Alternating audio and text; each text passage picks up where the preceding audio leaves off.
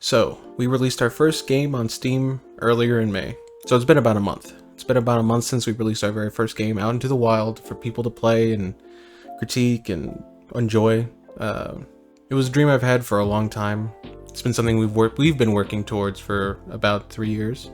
And before that, I'd been on and off working on stuff 5-6 years. So it's been about 6 years or so since I even started working on anything. And so it's a long time coming, I guess let's just say that. Though it's not technically difficult to release something onto Steam, you know, you pay Steam $100, plop a product out, you're done, right? Technically. But this is something we were trying seriously. You know, it's not perfect, but it is something we put a lot of heart and effort into. This is a big achievement for us.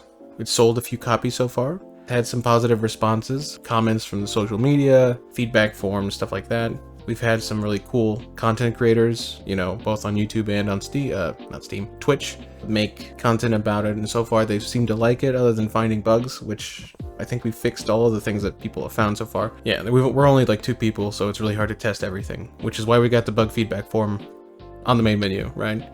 Nobody seemed to hate it yet, so that's a good sign. It wasn't all rainbows and butterflies, of course. Not everything went according to plan. We've seen our share of negative comments as well, and some weird comments that I don't even want to get into, but for the most part, it's been super positive, our experience interacting with people about our game online, which was something I was actually super surprised by because of the internet, right? Like, it's full of hate. A lot of people are negative about a lot of things. I've been very fortunate that we haven't been on the receiving end of a lot of hate, and hopefully saying that does not bring on a wave of evil. Honestly, we've been trying to interact as positively and put a lot of positivity out into the world as much as we can, while still being ourselves, which is cranky 30-year-old people. So that was surprising and honestly kind of heartwarming that was the case, right? So to get this out of the way, I am super proud about how the game came out. We made almost exactly what we had intended to make in a video game when we first thought about its creation, and we even did some things better than we imagined. Was making a learning game, our very first game, the smartest thing to do when you're trying to make this into a business? We'll get into that a little bit later. Basically, this video is something I wanted to create before we started digging into our next project or getting wrapped up and doing marketing, and just to kind of get all this stuff out while it's still fresh in our minds. And it's even starting to fade now because, I don't know, you start working on other stuff, you start forgetting other things. So I wanted to get as much of the experience as fresh as we could about what it was like making our first game, how we did it, why, and all this other stuff. So hopefully I can kind of go through that in this video and it'll make sense, or it'll just be ramblings, I don't know. Hopefully not that. I'll try to kind of keep a form to it. It's also a way for us to kind of debrief after working on the same project for the past 1.5 years, which I know is not a long time for some people, but it's the longest we've ever worked on a project, a singular project, right? Especially considering that we quit our jobs to do it, right? That adds a whole different variable to what usually you hear about, and we'll get into that too. Part of this is just to kind of get a little bit of closure emotionally, since we've been working on it, and you kind of get connected to things, right? Just that's like human nature, is you kind of get used to doing or opening the same project, and even if you get tired of it, or like you're like, oh, I'm over it, right? Just because you're like, I'm seeing the same thing over and over, but you also kind of are comforted by seeing some of those things. After you open up a new project, after working on the same project for 1 year plus, and everything is in different spots because you haven't made all your files or you haven't set up your prefabs or whatever, it's like, oh, I miss just knowing where everything is. I miss having everything where I put it. I don't know, but that's just, we'll probably get a little bit into that too. This is going to be a little bit of a long video because I'm going to kind of be meandering through topics, but yeah, so grab a drink or some snacks or something and sit back and be ready to press pause, because it's, yeah. All right, let's get into it.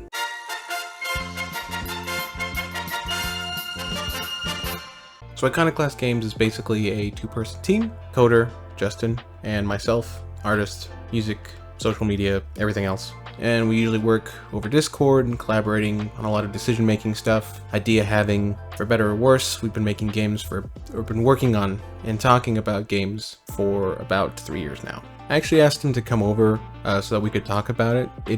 real time in real life to see what he kind of thinks about some of these topics and get his opinion. Also to show you, since it's basically just been me in front of the camera for the most part throughout all the social media stuff we've done so far, when I'm actually in front of the camera, that is. It's been a while actually, it's just easier not to be. But expect some intercuts of that conversation with him to kind of give more context to a lot of this stuff. Hopefully I'll be able to pull it off and have it all make sense. Come on, editing.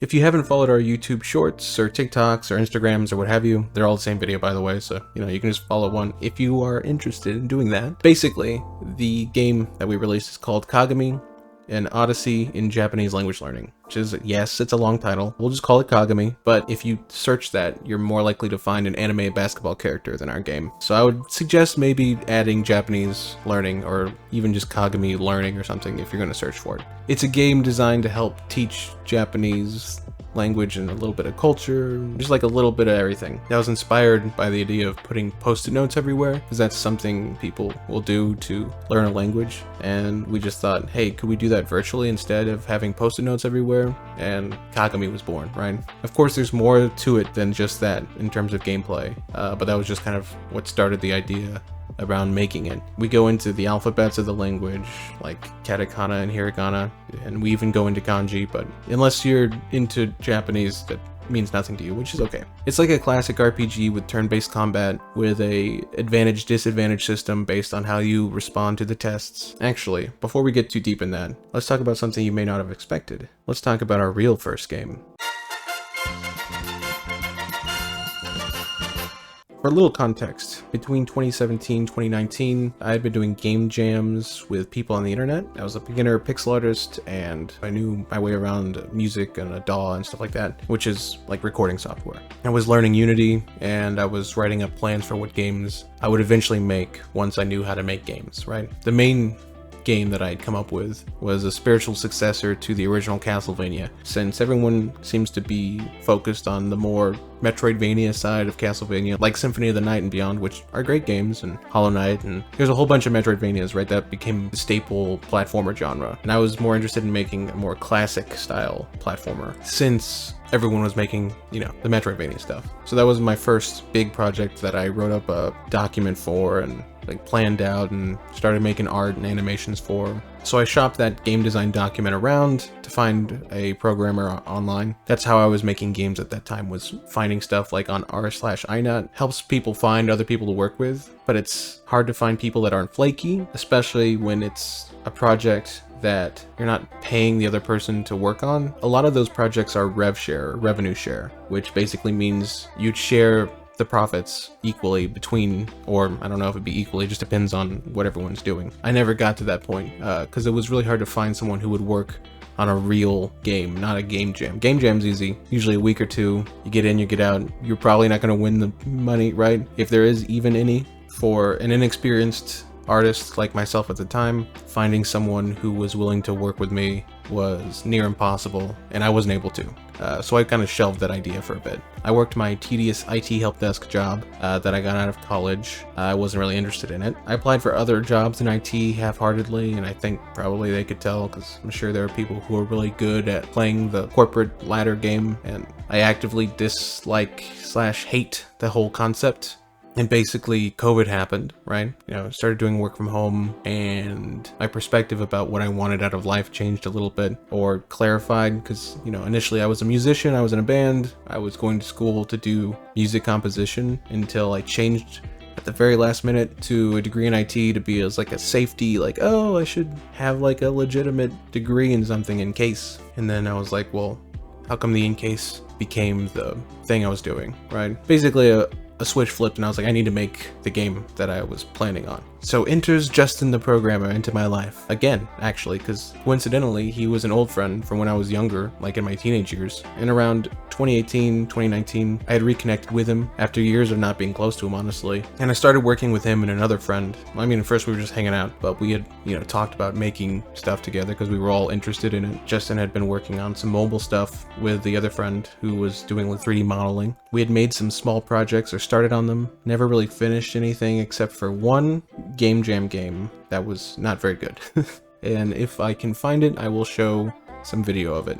It'll be somewhere on the screen. Probably over here since this is where I'm putting my hands. It was a really basic 3D game jam game about a sunflower collecting sun tokens. It was very bad. It was terrible. But it had a menu, it had gameplay, it even had some secrets. So it was like a full game, you know? So going back to my COVID realization that I basically felt I had to do the thing, right? So I reached out to these guys and said, hey, I want to make this game. I have a very specific vision for it, and I want to be the lead artist on it. And the mutual friend had started working in a VFX job, so he was pretty busy. So he kind of was like, oh, I'll help a little bit. And then Justin was like on board as the programmer. He was like, let's go, let's do it.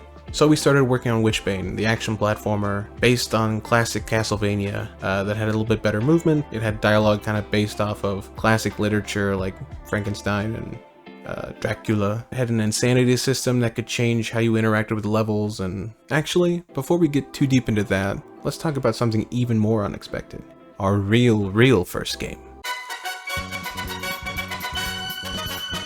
So before we actually started working on Witchbane, Justin had this small game he was working on mobile that he wanted to finish first. We all thought this would be a good idea to kind of get a general workflow of how to work together, since that was one of the main issues we had had before on the little projects we'd worked on. So he had been interested in learning Japanese for a while, and though I liked Japanese culture generally, from what I knew about it, you know, I grew up watching Dragon Ball Z and Yu-Gi-Oh! Like everybody else in the early 2000s, but I didn't really think about learning the language until he had kind of proposed that that was what he wanted to do, right? And the game was called Hirokata Gana Kata, and we'll go into that a little bit.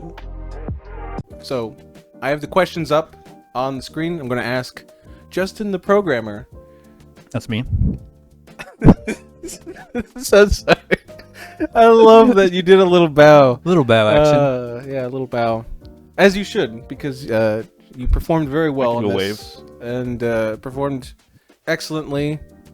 It was fun. In all of our game-making endeavors, yeah. But okay, is Hirokata Gana Kata the name of our first game? It's Hirokata Gana Kana, which I think you said right. I did say. I can't say I said it right. It was the dumb. I definitely wrote it down correctly. Dumbass name. Yeah, because I wanted to mush Hiragana and Katakana together, and I was like, brilliant, me. Yeah. And no one can remember it. I remember you asked if it was a good name. Yeah, you asked if it was a good name, and I said yes. We weren't close enough for you to lie to me. No. I honestly, I didn't think it was okay. I thought it was a good name, but I also am not good at naming things. Yeah, I think that's our biggest weakness. We had to change Kagami like 3 times. It was, and it's still Tango not gonna... Senshi. Yeah, Tango Senshi. And then before that, it was. I don't even remember the first one. It was so not memorable. Yeah. Like, we were like, we gotta change this. I think it was just a filler name. We were like, we'll figure it out later. A Japanese RPG. Yeah, something. Which actually would have been the play, because name. Apparently Steam search is not friendly. If you want to make a learning game, you need to make it literally be the subject learning. So if you're making a game about learning math, or I would maybe specifically, what's a math, like geometry or something? Yeah. Learn geometry, hyphen, another title or whatever. Because we got boned by not doing that. Other games like figured that out. Learn Japanese RPG or Learn Japanese hyphen something. You can look up Learn Japanese on Steam. You'll see so many titles, and not us. That's just their name. And it's like, the search engine is literal, very literal with it. And uncool. Steam changed that. Yeah. How long had you been learning Japanese before starting Hirokata Gana Kana? Probably, I would say, heavily. Not at all. Like, not at all. I basically barely knew hiragana for that game. That was why you made it. Yeah, I was like, I wanted to figure out a fun way to learn it and just be like, oh, I'll make a game, maybe play it when I'm on the toilet or something. Like one of those things where it's like, pop it on, you can practice your different ones and make it a fun game. It did not turn out fun, by the way. We'll show clips of it now. No, it's good. Hey. I'll try to get Justin to show some clips. Yeah, because it's only on my phone, but I'll point to it. Put it right there, Zach. Oh, right in front of my face. Maybe right over here, and it's got to move. Stop it! It's got to move. I can do it, but I hate it. I hate you. Don't make me edit this thing. Oh, I know. I'm making more work. I apologize. So you basically, when you started learning Japanese, is also when you started kind of making games about learning Japanese. Like it was almost like hand in hand. Yeah, I mean, before even that, I really liked the idea of doing educational games because I used to like Jumpstart. I don't know if anyone ever played that. They were like 5th grade Jumpstart, 6th grade Jumpstart. Was that like the programs you would play during summer between? Yes, you could buy them from the school and put them in your computer and play them, and they were like learning games. And I was like, these are kind of shit, and they were never fun. And I was like, I bet I could make actual fun educational games because it always feels like it's more of a teacher making a game, not a gamer making a game. So it's like they focus too much on the teaching when it's like you gotta have a happy middle. Definitely felt like an untapped thing because I personally have never like played an educational game that is actually fun, but that's just me, and I haven't played every educational game. Yeah, but it definitely feels like there is far and few that actually try to make it fun. They just slap something on and call it a game when it's just not at all. Yeah, I think was it Froggy Fractions or? It was something. There was a frog. Yeah, Jumpstart game that was like that. But Froggy Fractions. You showed me that video. Yeah, that one looks sick as hell. See, and that's the thing is that's when I was like, what if a learning game was crazy and awesome? Was crazy and awesome, and I think like Frog Fractions or whatever it's called. I'm really bad at remembering. Was one of the things I saw. And was like, I remember seeing maybe that clip, and I was at first I was like, how do they teach you? I'm not sure if they actually do teach you, but if they did teach you, that'd be crazy. It'd be crazy. I'd be like, oh, okay, they got something cooking. Yeah, and it's like, okay, you can trick people into playing a real game with learning, and you can trick people into learning by playing a game. Yeah. And that was kind of our influence a little bit, I think. Yeah, I feel like that was what you had, was you were like, I want someone that really doesn't want to learn Japanese, like play our game and accidentally learn Japanese, but have fun with it. Yeah. And the other way around, like I want someone who's trying to learn Japanese accidentally play an RPG. Yeah, and vice versa. Yeah, and that fascinated me, and I don't think it worked. We had made other stuff before that together, but we did. So it was almost like one of the last things we made together. It was the last thing we made together that actually went out into the world.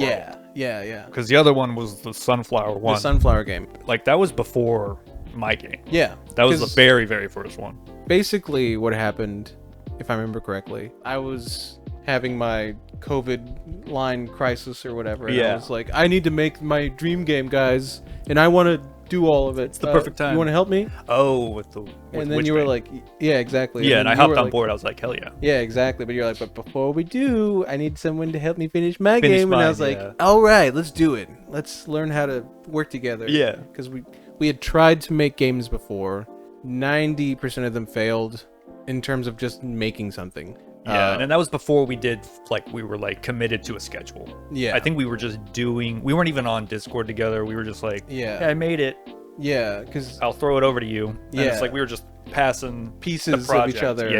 Yeah, pieces to each other, and it was chaos. It was not a good way of doing things. Yeah, and we didn't learn how to communicate to make a game until Wishbane, I think. Maybe was it Witchbane or was it the Hiragana game? I don't think the Hiragana game. I was doing it all myself. I just asked for. At the end. I literally asked for all the stuff that you made, and I plugged everything in. Gotcha. I basically grabbed all the stuff. I could have sworn I had it on my Unity, but I don't remember. You might have possibly. I don't remember. I just remember because I wanted to get it done because I wanted to move on from it. Yeah. I was sick of mobile. Like mobile is very limiting also to what you can do because it's just touch controls. And you made a couple games before. Yeah, and I was done with mobile because I did my Build-O Brick Breaker-esque thing where I made 20 different custom levels, and then I made Rocket Loops, which was a take on, I don't know, I looked at a Udemy course and they were like, you should take a very,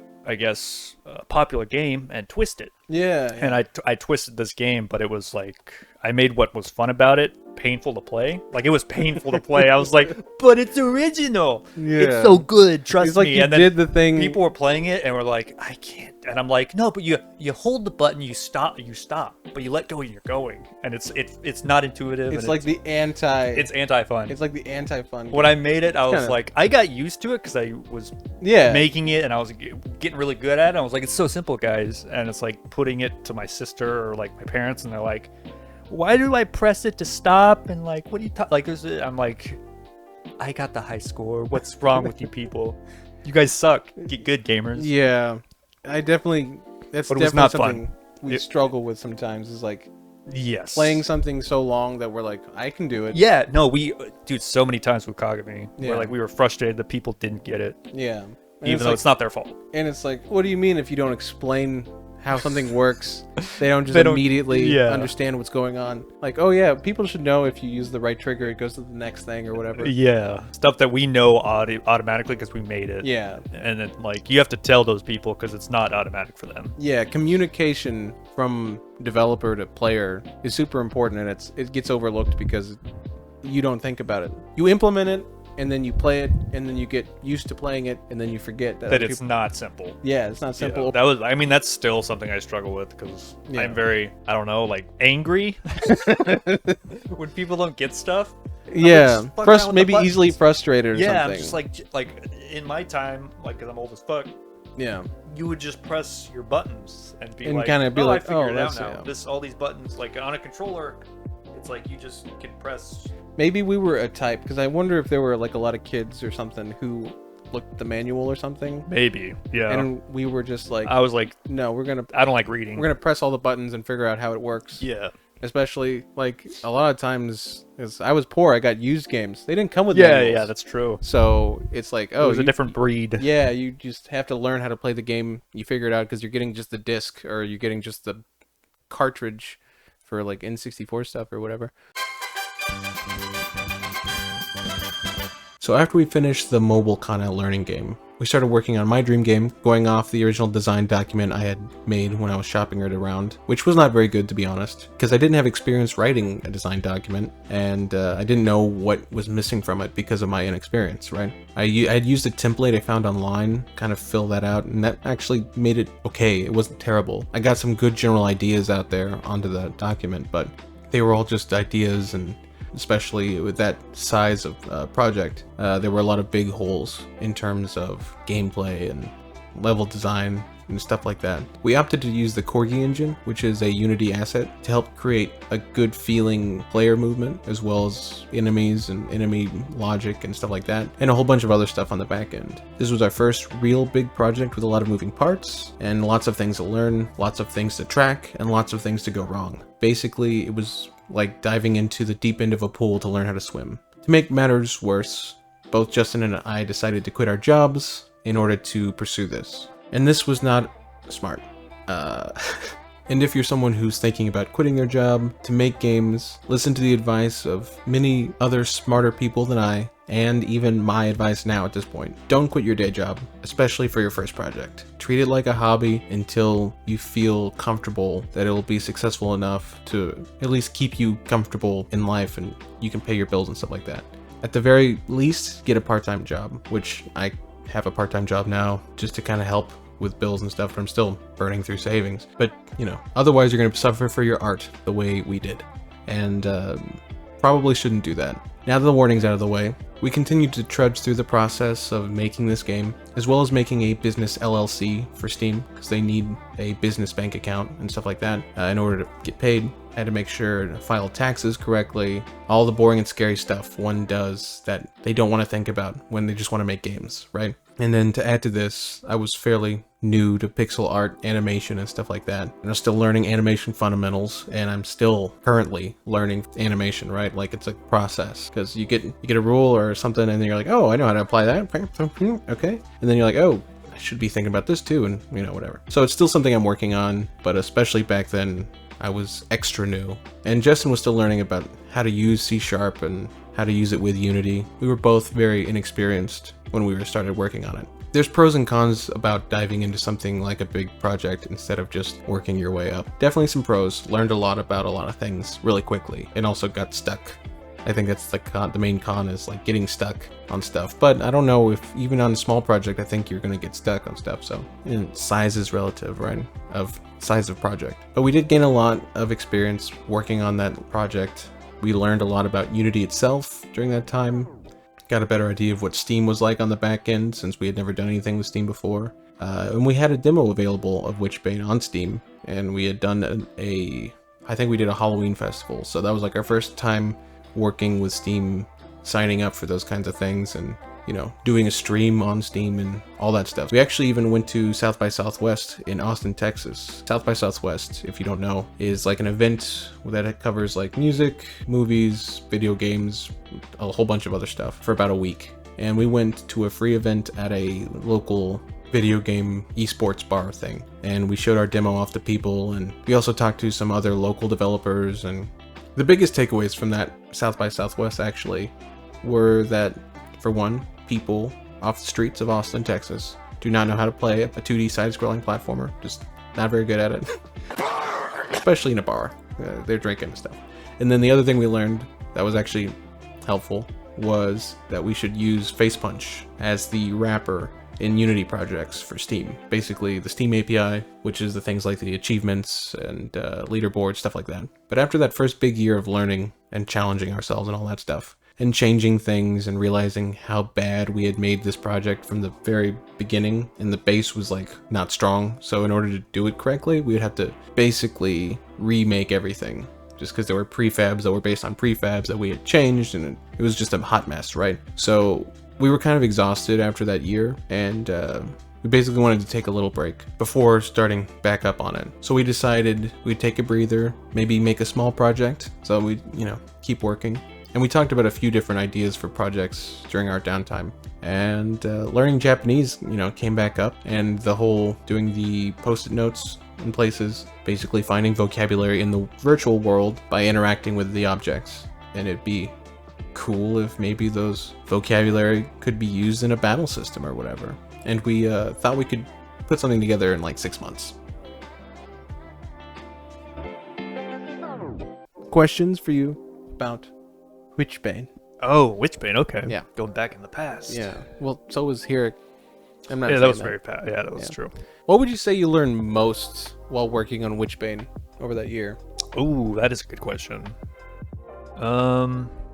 Honestly, I definitely learned that we were way over our heads. I didn't know how much I did not know, if that makes sense. That tracks, yeah. Because I think the first 6 months, we got the Corgi engine. Yeah. And it took me probably 3 months to be comfortable with it. And the thing about the Corgi engine was it's really powerful, but it's, for a newbie like me, it was really hard to make it do what I wanted it to do for our game. Yeah. So coming up with how the weapons, like how we wanted the like up slash, down slash, jump slash, all that, like I had to make that around the Corgi engine. But that was like the hardest boot camp. And I'll say this again because I've said it to you multiple times. I'm glad we did a hard game first, because... Are you though? No, I really am. It wasn't good because we didn't get a product out, for sure. Like there's definitely bad things about it.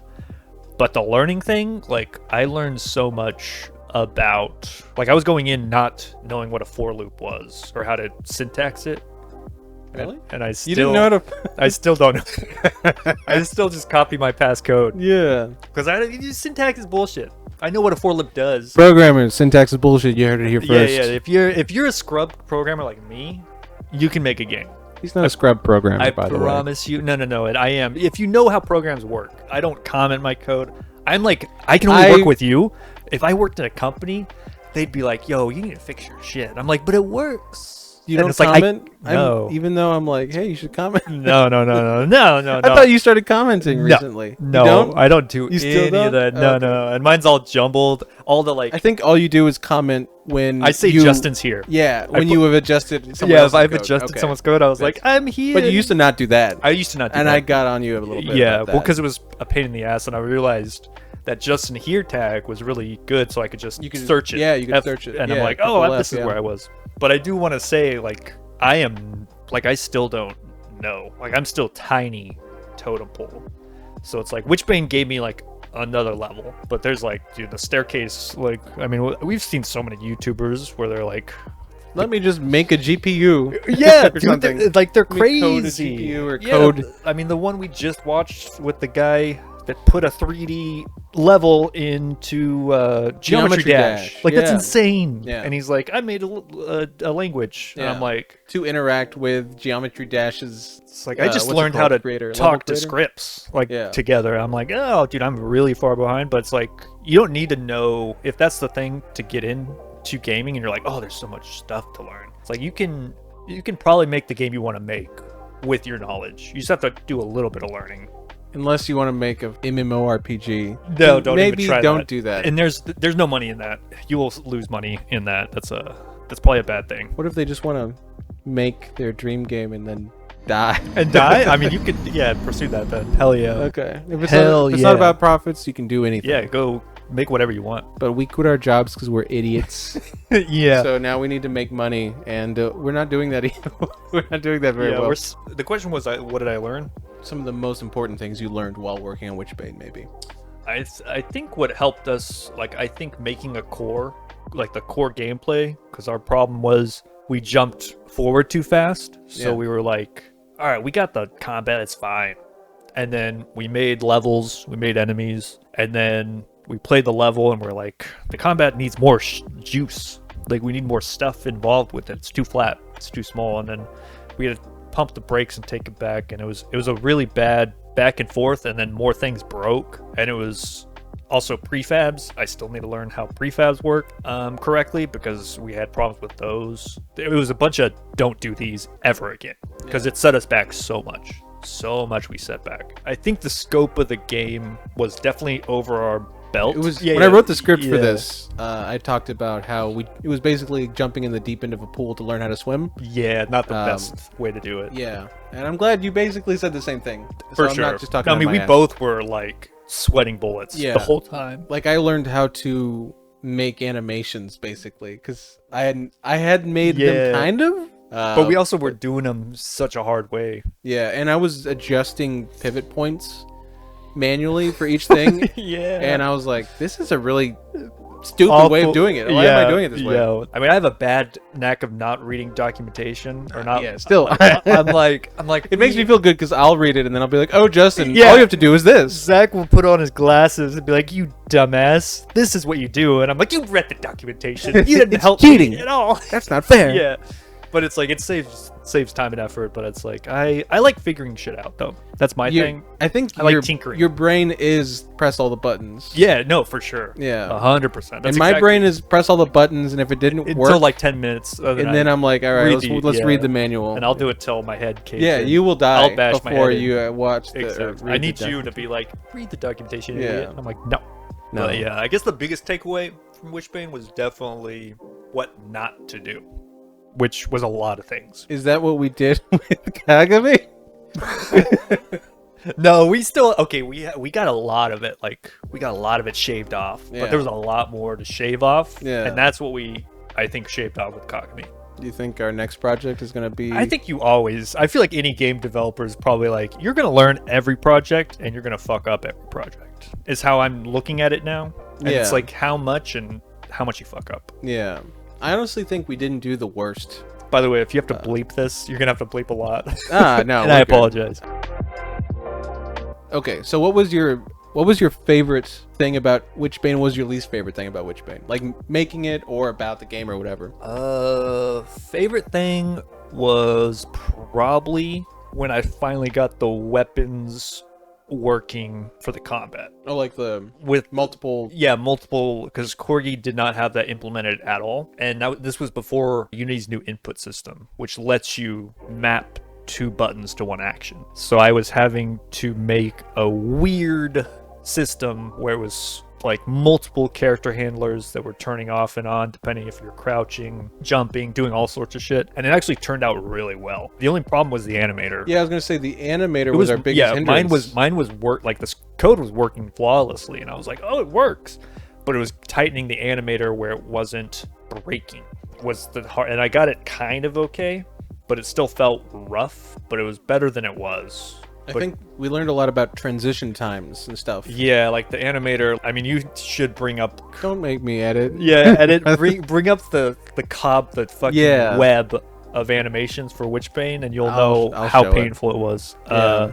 The animator I'm comfortable with now, where I'm like, oh yeah, anything is fine with what I had to deal with from Witchbane. That was complete newbie going into it and learning. Like, we learned so much. I think we learned the most. We learned more than we did with Kagami because it was an easier game. Yeah, I in think my opinion, it was easier. It was data heavy, and we fucked up the data. yes, yeah, I talked about that too. Oh yeah, You also, if you forgot to say, what was your least favorite thing about working on Witchbane? Oh, I can't even. Oh, Corgi's equipment. In the saving and stuff like that, or just the equipment bug that we had to deal with. The one that you figured out. Was that? Oh no, that was when transitioning scenes. Yeah, the equipment would, like, the UI would fuck up Because it would turn off the actual called. Yeah. Yeah. All the data. And Yeah, all that. yeah. So it's And like you were the one that turn it figured. back on. Yeah, I worked on it for like 2 weeks, and I was literally Figured it out in a night.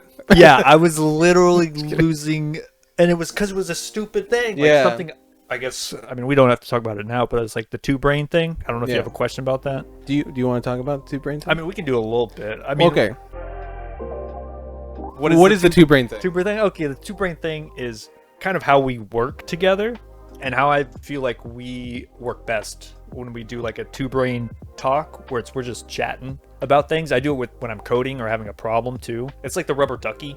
Like, you just have to talk to someone to kind of, if you're having problems or you're wanting a question answered or certain things like that, and you just riff off each other, and it's really good for us. Yeah. And it's like we have our best ideas, and I think that's how Kagami got really good. Is we embraced that. Yeah. And we never said no about it, which I like. And I think we need to keep that situation going. So we started working on our little Japanese learning game, or at least we thought it would be little. I had a much more thorough design document this time around, about 32 pages long, in comparison to around the 4-page one I'd made for Witchbane. It included all the vocabulary that we wanted to have in the game, as well as where it would appear in the game roughly, some of the NPCs and characters that players would interact with, some of the scenarios for the quests, etc. The thing I dislike the most is how we planned. And I don't want that to happen again.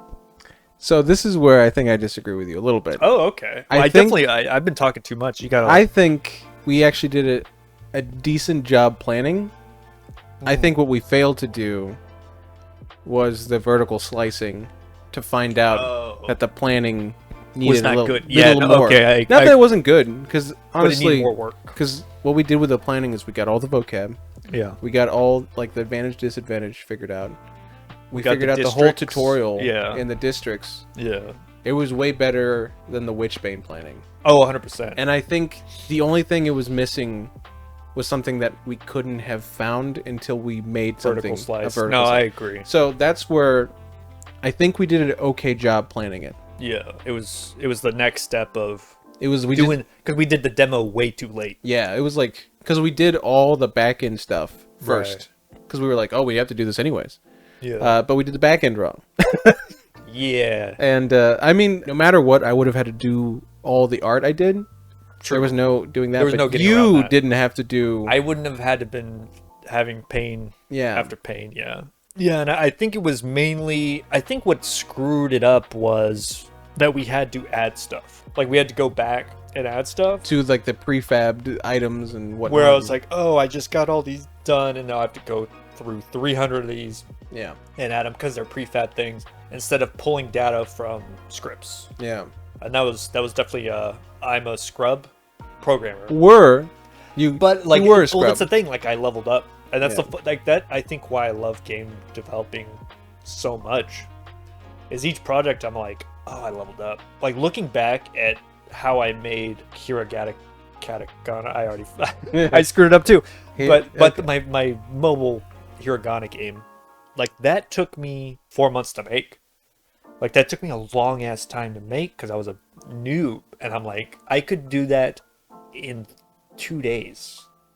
Like, I could do that in 2 days now. Like, that's how. And I'm like, oh, the leveling up feels really good. Yeah. And it's like a hill that you're climbing, And then when you see payoff and being like, I mean, once we got Kagami out and actually put it out there and people bought it, I was like hyped. I was like, next step, like check mark that. Yeah. It might have not been a blowout, but hey, we made some sales. Yeah.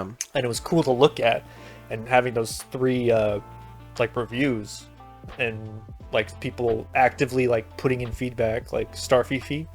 Shout out. Shout out to Starfifi. I was super hyped like when like they actively played the game a lot and were like giving feedback and giving like bugs, and I was like, we got to get these bugs. Like we were on top of the bugs. It was probably a good few weeks of planning and idea formulating, as well as getting a general handle on the newer Unity assets we got for this project, namely the 2D RPG kit, which included basic scripts for game manager, battle systems, items and inventory, party members, and other things you would expect in a retro RPG. Justin had to learn how all those scripts actually worked together, and I'll let him talk about how he feels about it. Burning question. Oh, right. What? Is this scary ones? Maybe. Oh, geez. Maybe I haven't read any of these. Uh-huh. Going in blind. Sure. No, I didn't. I only saw the first 4. Okay. And you thought those were good questions? Yeah, I was like, oh, they're pretty. I mean, they're good. I thought they were good. They're good. But hey, these are even crazy spicier. Yeah. How do you feel about using the 2D RPG kit Unity asset that we got for Kagami?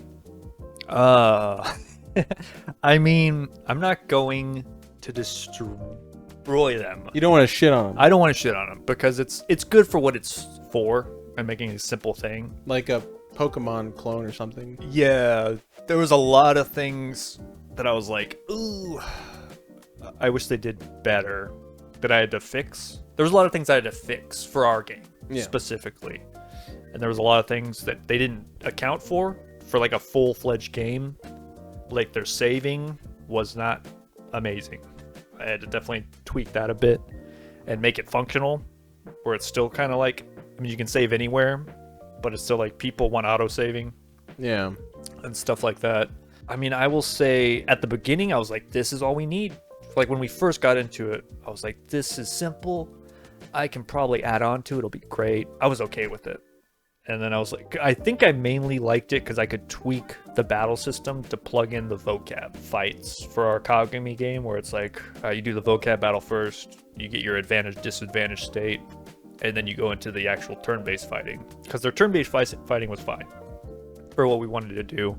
And I was like, I plugged that in really fast, and I was like, oh yeah, that's great. And then the more we worked on it, the more stuff we wanted to add, the more painful it got. Yeah. Where it was not fun to create around it.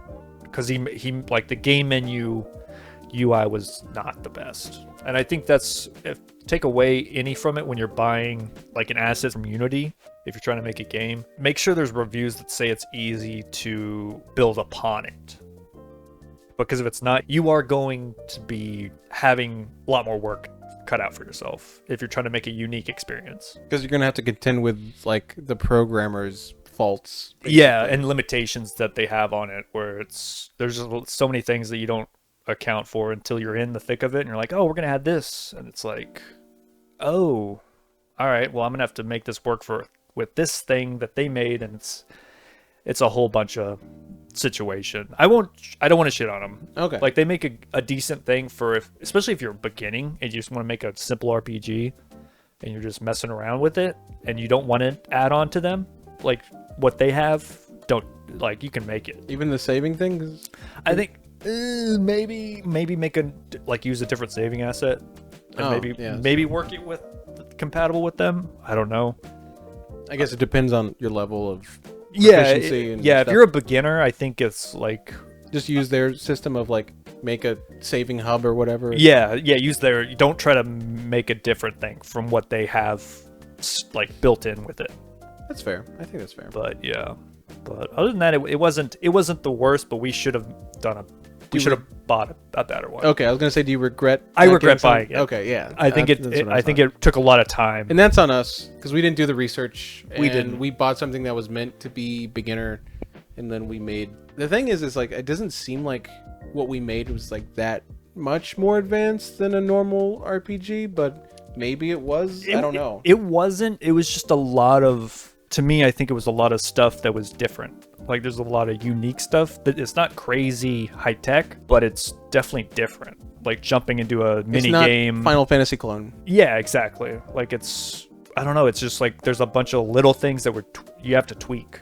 Yeah. To make it work for our learning game. Yeah. Then we got into making the back end. Justin, I believe, manually put in all the vocabulary words, and then I created little pieces of art for each word and each kana, even for the mnemonics. And it took about 2 months to set up all that data that we initially wanted to put into the game. Looking back, we did data entry really badly. We made a lot of bad decisions early on that bit us in the butt. Yeah, bit us really hard. On the butt? Mean, and I just realized in the how... butt?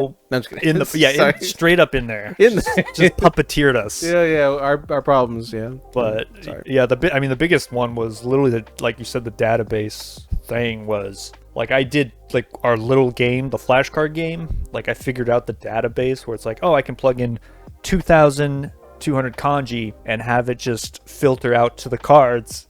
And it's like, we didn't do that with Kagami. Did you make prefabs for every vocab word? Every single object, every single... Dude, every single...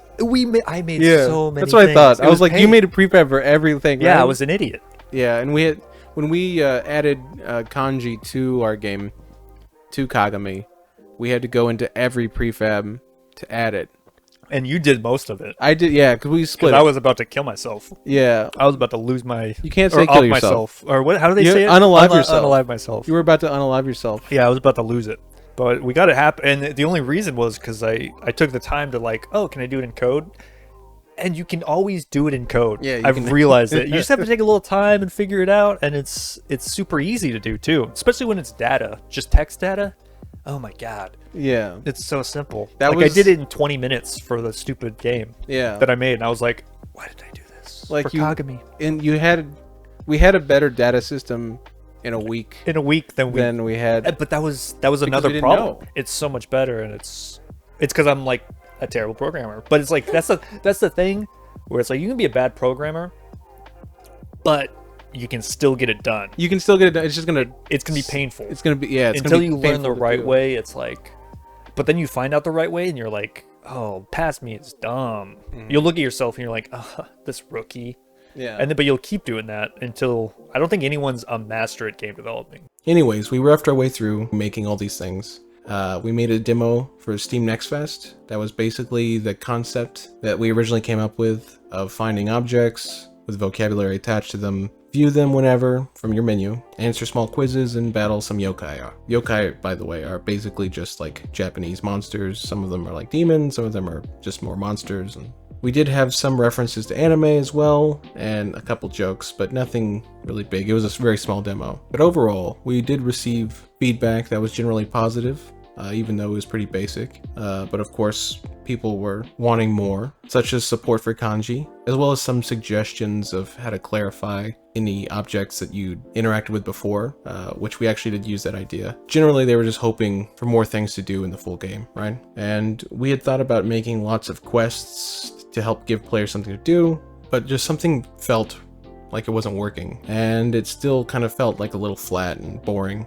Which is an easy thing to fall into in a learning game especially, right? And we wanted to kind of separate ourselves from other learning games by being more interesting and more dynamic and more fun, while being still fairly thoughtful about how we taught people. So one day, probably around 6 or 7 months into development, while trying to come up with some quest ideas, and we were just like, I don't want to make really basic quests like go collect 5 apples or something like that for every vocabulary word. So we decided to focus on mini games instead, which we thought would vary up the gameplay a good amount in comparison to just kind of being RPG all the time. It also helped with repetition because when you're in a mini game, you're focused on the task and kind of put those into singular spots instead of having it spread out throughout the world completely. There was more like areas of interest where you could go there and like, all right, I'm going to learn like 10 things right here. Like it was really fun up to the ending when it was like crunch time. I think crunch time was brutal because we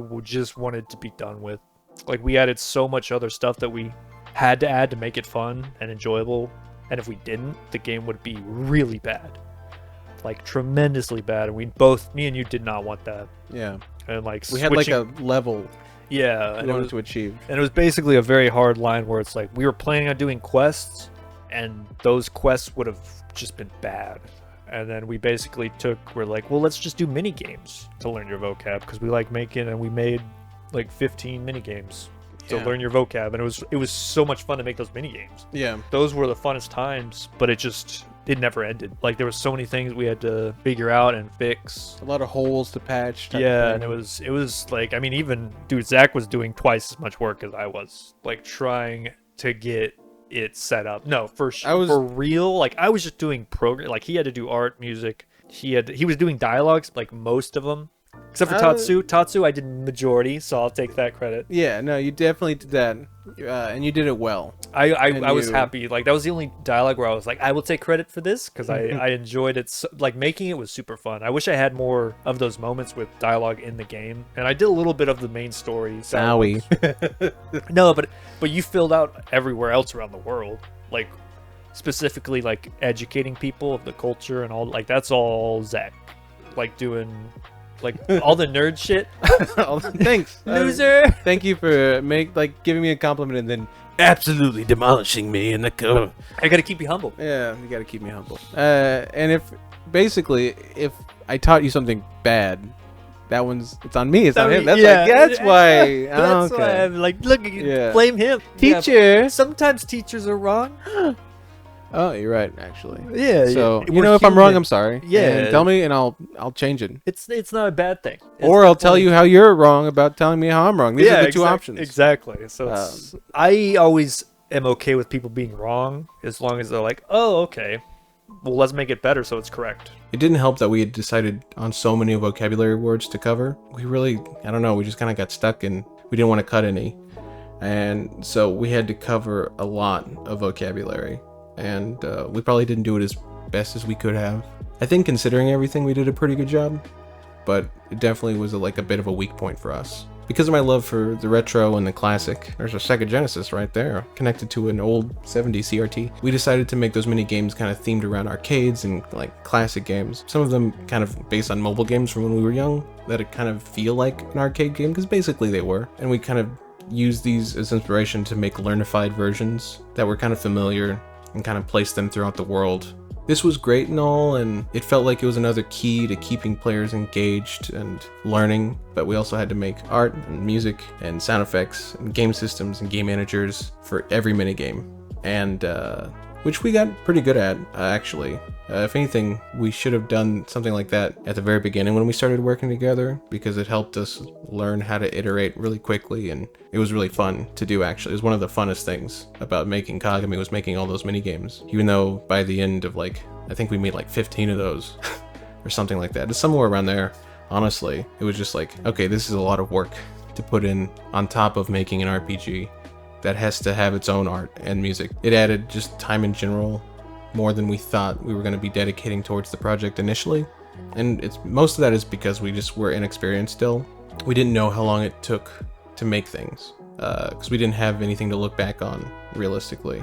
We didn't know how to make the data systems efficiently, so making them work with the way that we had made the back end was also something that extended the timeline out. We also, just looking back, didn't make a really good vertical slice early on. That could have informed us where our weaknesses were earlier, before we had to go and come up with something to kind of fill those in halfway through. And these are all lessons that maybe we could have learned earlier from someone who had been through it, but we didn't. And also, it's I don't know if anyone can really learn a lesson if they don't experience it. It doesn't feel like you learn something just by listening in a weird, sad way. I don't know if that's a human thing or just or if that's an ADHD thing or something, you know what I mean? We decided to make a new document that was kind of, from that moment on, kind of helped get us a better timeline of what it would take to finish the game, how much time to dedicate towards each system, and have a better idea of when we'd be finishing this project so we can start planning on that. We kept kicking the release date down the road up to that point, but fortunately, making that document with the experience we had accrued so far was a pretty good way of kind of clarifying what the future kind of looked like, as long as everything went smoothly.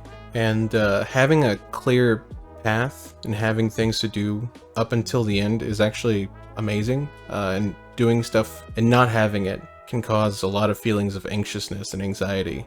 When you don't know what you're supposed to be doing that day, and you just know you need to be working on something, it's like, it doesn't feel good. So that was one of the better things we decided to do that really helped get us through that second half of the development. I also included check marks on that document because it was super satisfying to check something off, even though we also had a Trello, but we would pull stuff from the timeline document, put it on the Trello, put that in the finish on the Trello, and then take it off the document, like check mark it off, and it was like, and then once the document started being more check marked, like lined out stuff, then things to do is also motivating. And so I definitely suggest having some sort of system like that for larger projects especially, but even smaller projects, just something that lets you know you're getting closer to finishing it to motivate you to continue to work on it. I had also gotten a part-time job at this point, and Justin had been slowly but surely going into debt. Despite all this, we pressed on, made posts about our creation on the internet as best as we could. It wasn't perfect, but we thought it was fun, we thought it was engaging, we thought it was funny. We released our game into early access onto Steam on January 26, 2024.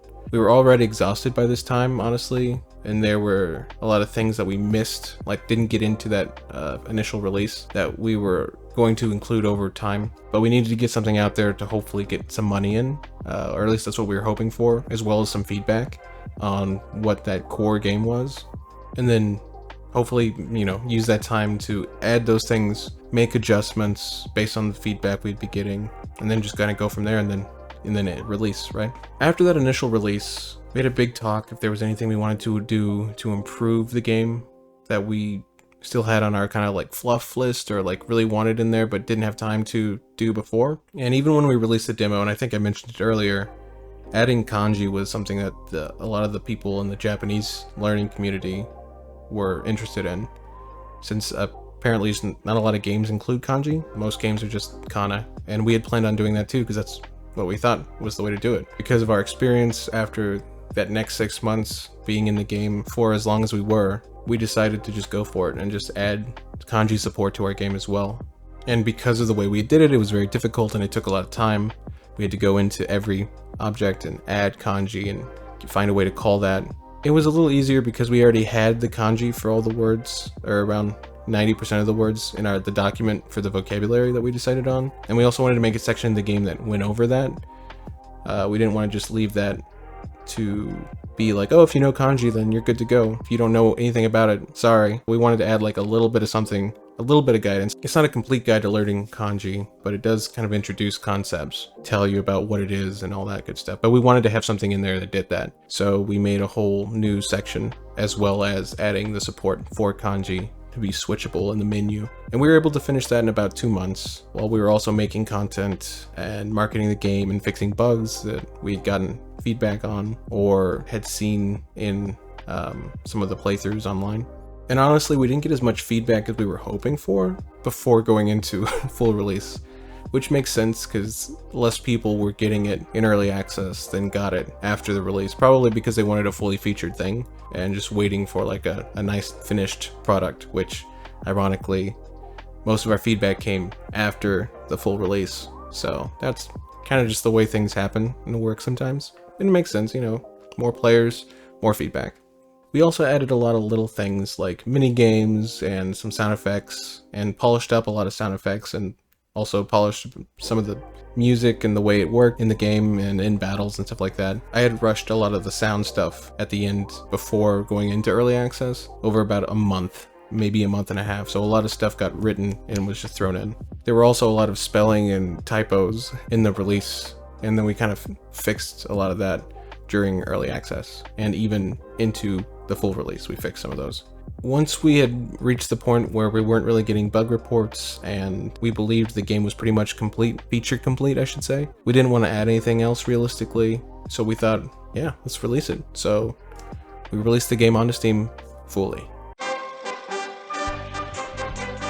We fully released Kagami, an Odyssey in Japanese language learning, on May 3rd, 2024, after roughly 3.5 months of being in early access. Overall, the project took about a year and a half from planning to release. One of the ways we marketed the game was by using Keymailer, which is basically a service that securely distributes Steam keys, as well as providing outreach to press and content creators. But we found it difficult to find creators through that platform for our game specifically, since our game was like education-y, and they didn't have an education genre or section to select from at the time. I actually communicated with our Keymailer rep about this, and they said that they might add that genre to the site, so in the future that might not be as big of an issue. But honestly, working with Keymailer was pretty great. You know, we got assigned like a rep, and they were super helpful. You know, I talked to them on a video call, and they explained the whole site. They treated us with respect and kindness. They gave us pointers on how to make our Keymailer page more appealing for content creators and anyone who would be looking at it,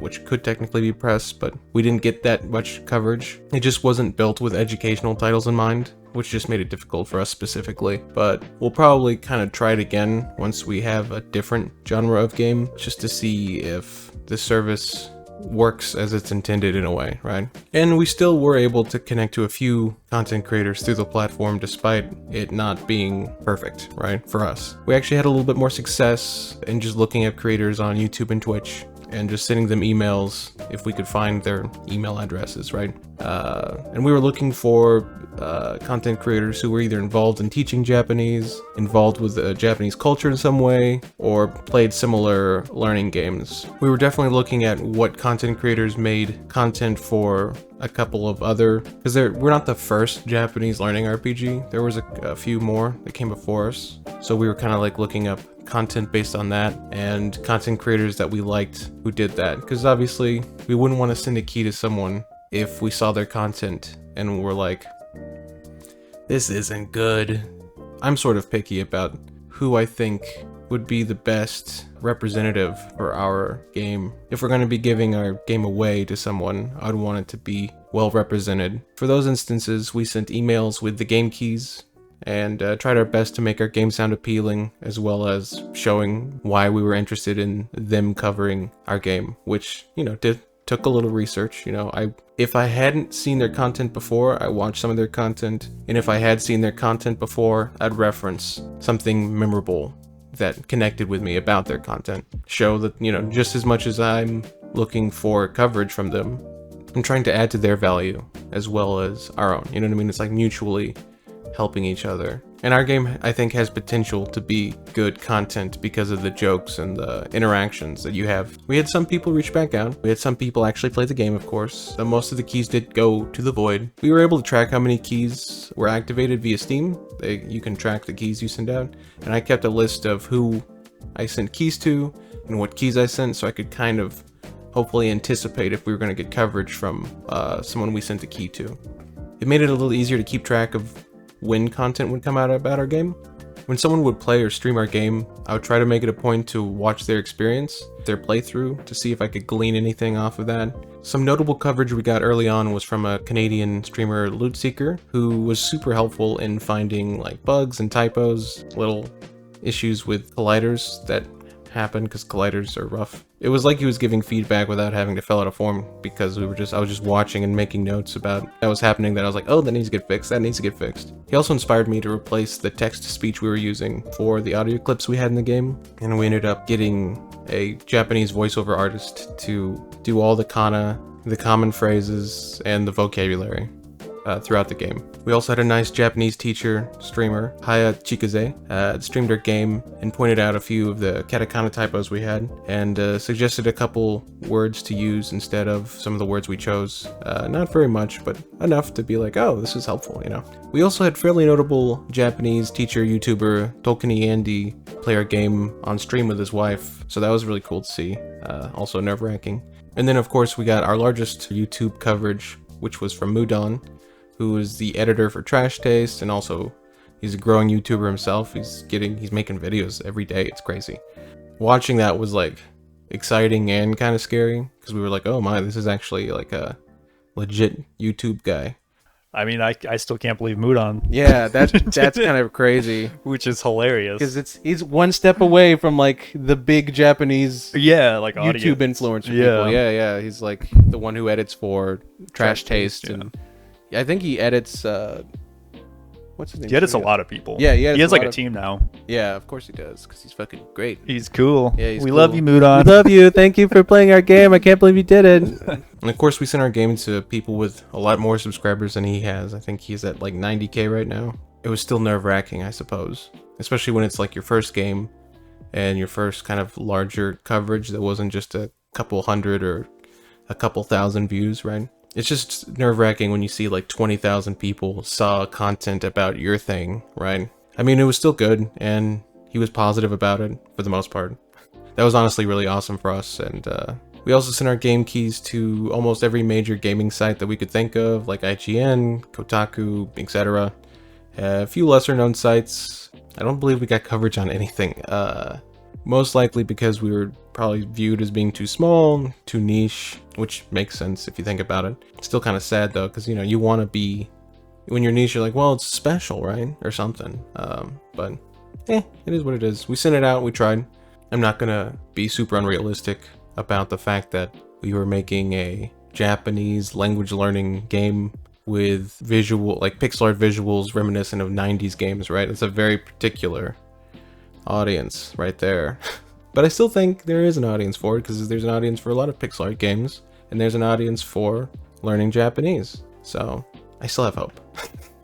But Kotaku actually does list our game, but I think it's because they're getting data from IGDB, the same way Twitch gets their data, like for the covers and stuff like that. So it's like kind of sort of on there, but it's not like, it doesn't have any reviews or anything like that on there. We made this because we wanted to learn Japanese and make games. It was both the best of both worlds. We're like, oh, we'll learn Japanese while we're making the game or whatever. How well did that work out? Not at all. No, not at all. Okay, so Not as well as we'd hoped. I think I learned more words than you, just because I strictly play tested the game more, which to our credit, I think that was like, for me, the deciding factor where it's like, oh, you'll learn some vocab. I feel like if someone plays that once at a slow pace, they'll at least learn 60% of the vocab. Yeah. Is my thoughts, because I learned the vocabs that I was interested in, because we have a lot of vocabs where I'm like, I don't need to learn this, so I block it from my memory. Quick, what's cold? That's samui. Yeah, atsui and atatakai is warm. Yeah. I mean, there's a lot works. that I'll pop into my brain where I'm like, oh, Yeah. I mess with my sister when we're eating dinner, and I'll be like, oh. I'll start pointing to shit, and they're like, "Can you not do that?" Because she like learns Korean. Yeah. And she'd always talk Korean to me, and I'm like, I can do it now. I had fun. Like the first playthrough, I was like, this game's great, and then after the last playthrough, I'm just like speed running, and I'm like, God, I hate this game. Why did we make it? But it was just because Played it. Yeah, and I'm trying to find bugs, and it's like, I think anyone knows when you're playing through a game that you've already played through and you're just trying to figure out what's broken with it, it's not fun. Yeah, like It's just work. We workified it, and that really made it more difficult. And that's another thing where it's like, I think that's why I don't like playing games, because I treat games like work now, and it's hard to have energy to play games, because it's like, now I feel like I'm working for some reason, even though it's not a game that I made or anything.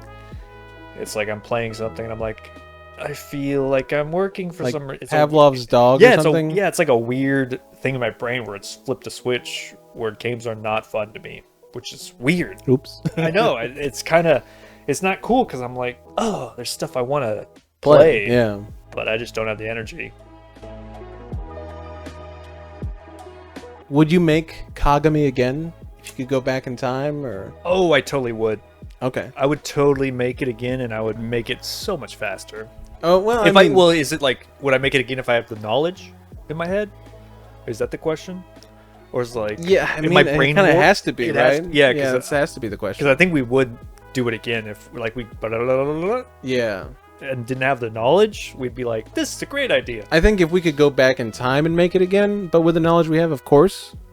I think if you told me today, like, make Kagami again right now, No. I'd be like, can I take a nap that lasts about 3 years? Yeah. Yeah, no. I personally want to make educational games still. Boo. That's good. I mean, no. I'm just kidding. Well, it's not good for actually making a living off that, because no one buys educational games. So it's kind of we did the research after. Yeah. Tell them the research numbers. I think the median amount that educational games make on Steam is $700. So we passed it. We passed it. Yeah. But it's still like you can't live off that. Yeah.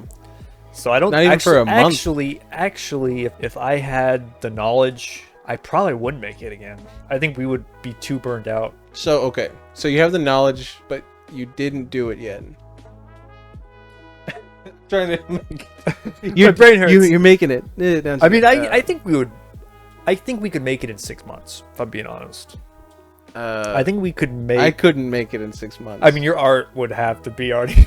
Yeah, I forgot the art. The art took a long time, and I'm always like, and the music and the sound effects. And you'd get shit on again.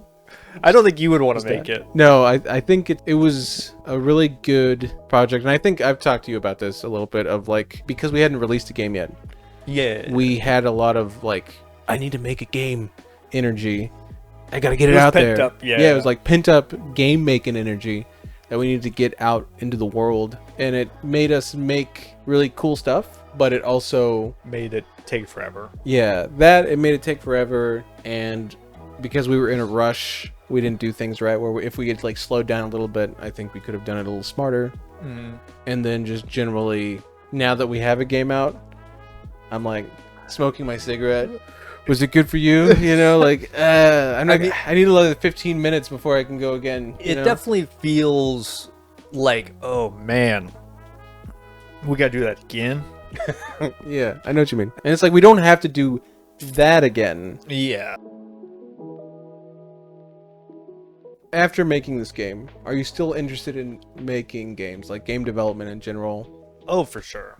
Do you have the zest? I've got the zest. I think I'm very hesitant, and I think I've told you this, because we've been tinkering around with what we need to do next, and I'm very hesitant to dive in very hard from our past, like Witchbane and Kagami. I want to make it a for sure thing before we dive into it, where it's like we have the set in stone timeline, we have the set in stone like idea, and we make a vertical slice of that idea, and the idea is good. Like there's a lot of check marks that I want to get done before delving into the hard stuff, where it's like every week we got our Trello like filled up. Yeah. We're like, all right, let's start knocking these out. I don't want to jump into another where we're like, oh, we can do this in 6 months, and then it takes a year and a half. Yeah. And that's my thoughts on game developing as a whole. Like of working on it for 3 years, where it's like you really need to have your plan, everything to a T, like what you're planning on doing, and get the whole picture, because it will save you heartache, in my opinion. And I think part of the problem with game development that we faced is you don't and cannot get the full picture out of the box. Like you have to work with it a little bit. Like like when you get that initial clay of metaphorical clay or whatever.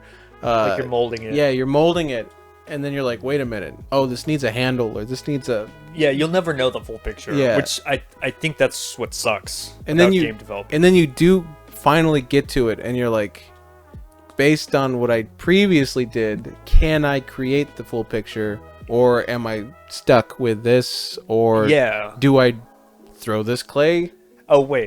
Yeah, exactly. That's basically how Kagami was, where it's like we built it up, and then we're like, this isn't good enough. It's like we can make shit, or we can take another year to make it actually something we're proud of. And I think you and me will take that road 100% of the time.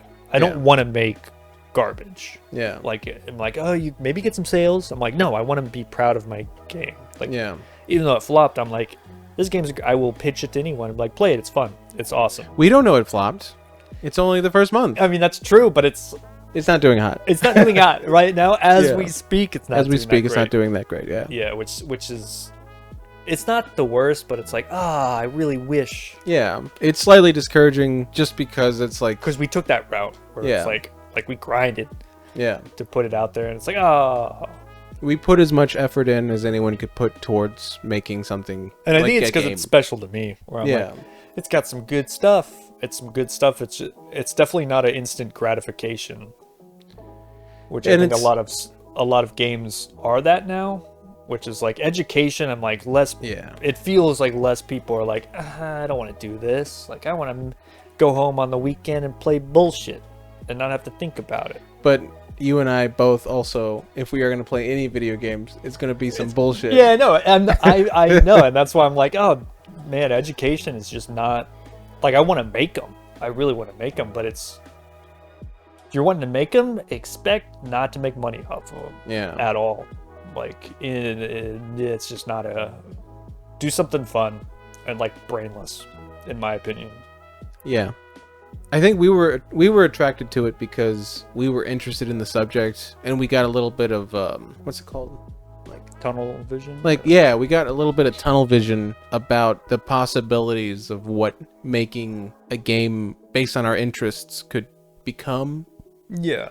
And there's a lot of people who also are interested in Japanese culture and stuff, and we were like, oh, this is perfect for this situation. There's and then it's like, oh well, do people who are interested in Japanese culture actually want to learn the language, or are they okay just enjoying the subs or the dubs or whatever? And they're just like, oh, I get the gist, or if I really want to, I can whip out my phone, and in 5 to 10 years AI will plug it in my brain. Yeah, I'll plug it into my brain. I don't need to learn any languages in like 10 years. That's old. That's boomer talk. There's also that.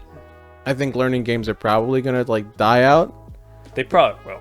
I don't think they'll ever have a peak. Like sold a bunch of copies. If you sell it to a school. And that was the other thing, we kind of, because we are who we are, we made it more adult oriented, which lowered our market. Very much so. Because we also have this nagging need to make it something we enjoy. We want our personality. Yeah, and our personality, it's a little crazy. It's just not meant for kids. It's definitely not meant for kids. Like, I mean, and we pumped the brakes a lot. We pulled back. In my opinion, I think there was a lot of things that I personally wanted. Yeah, that would not fly. And we joked a lot about stuff, and they were like, nah. Yeah, we had our well, what if in the perfect world we could put it in? Yeah, all the cursing. Yeah, for sure. But we still curse, but we bleep it out. We censor it. Yeah, we censor it. So we self-censored just in case. You're like, hey kid, play this game, and they're like, what is F asterisk asterisk K $? What is that? A K mean? I think we gave up on doing. I think we just started doing asterisks. Yeah, and we're like, you get it. You'll get it. You don't know the word, right, kid? The grown-ups will know. Yeah, fork. Yeah, that's right. That's right. Kid. Fork off. Fork off, baby. Yeah, I actually went in recently and I changed your dialogue for your character because I was like, oh, fuck off is too mean. Oh, no. Told you. I was like, leave it. Yeah, I remember because you were like, should we put this? I was like, leave it. Yeah, but I had regrets, so that's fine. I think I'd replace it with buzz off, which that's fine. Isn't at all what you would say. That's hilarious. Oh, yeah. So I'm sure you're thinking to yourself after all this, what does this all translate to in regards to the numbers of sales and all that stuff? Well, as of recording this video, we're at 169 sales, probably around 50 of those being after the full release, so at full price. 14 keys have been activated that were sent. Around 50 keys were sent out via email and whatnot, and through Keymailer so far. And then 5 returns, which actually is not bad. Then we are at 1,499 wish lists, which is one away from a clean 1,500. But I still think there are a lot of people out there that would enjoy it, and it's like right up their alley. So it's just finding those people, right? And telling them, hey, check out our game. But considering this was our first thing that we put out for sale, I think it's something special and not just like a throwaway thing. So I'll always be kind of proud of that. Who knows, maybe I'll do an update in a year to kind of show how it kind of ended up at that time, and if that's something you're interested in, just let me know in the comments, and yeah, I'll write it down or something. But I think that's all for me today. I hope you're doing well. I hope if you're working on any projects, they're going well, and be sure to treat yourself okay, And if you're not working on a project, get on one. No, I'm just kidding. But yeah, how do you end a video like this?